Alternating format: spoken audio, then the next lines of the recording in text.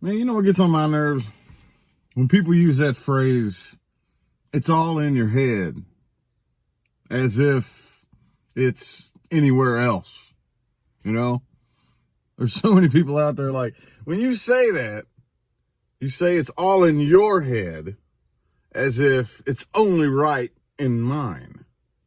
Okay, well, first of all, of course it's all in your head. That's where it's supposed to be. But we're raised and we're programmed to think that our imagination is just meaningless. It's just completely meaningless. But for some reason, on the same side of that coin, we think that it's okay to sit around and imagine the worst case scenario all day, every day. But if you sit around and imagine the best case scenario, you're naive and you got your head stuck in the sand and you're not being realistic. You don't have evidence to prove either one of them are actually going to manifest into fruition. You know what I'm saying? You don't have the evidence of the worst case scenario happening. And no, you don't have the evidence of the best case scenario happening either. The only thing you have is your imagination. Okay? And that little voice in the back of your head that argues with you and thinks it's being realistic, that voice is programmed. I got news for you. That's a program that runs just like an automatic computer program.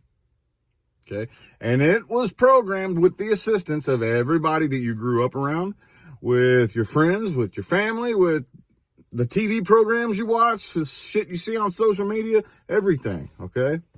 I got news for you though. It can be unwired and reprogrammed. It's no different than formulating a new habit. Like, let's say I've a lot of you who have come to me for personal readings, I've used this analogy, okay?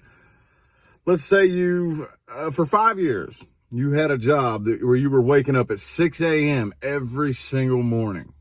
Every morning you woke up at 6 a.m. and you had a set of routines. You got up the same way, you went and checked your phone and played on Facebook, and you went and shit, showered, and shaved and all that for 5 years. And then all of a sudden, one day out of the blue, something happens and you have another job, or maybe you got promoted in the company or something, and now you wake up at 5 a.m. every morning, 1 hour earlier. Well, it's uncomfortable. It's a little bit weird for a while, right? But after a while, that becomes a habit. It's on autopilot. You're not making yourself do it anymore. It's pretty much doing itself for you, right?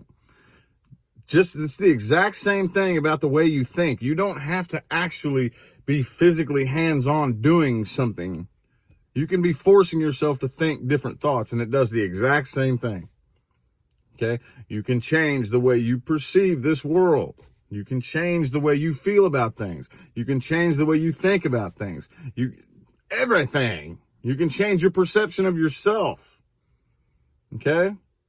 And that is what creates your reality. That little voice that thinks it's being logical is what creates your reality. And once you argue with that little dude long enough, after a while, his argument gets weaker and weaker and weaker, and he starts agreeing with you, or she, whatever, you know. And then that's when the magic is able to happen for you. Okay? So, just figured I'd throw that little advice bomb on you. Happy Saggy season, by the way, y'all. Happy Saggy season.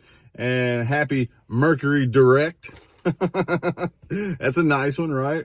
Anyway, I'm going to go ahead and get out of here. Thanks, y'all, for listening to me run my mouth this morning. Have a good one.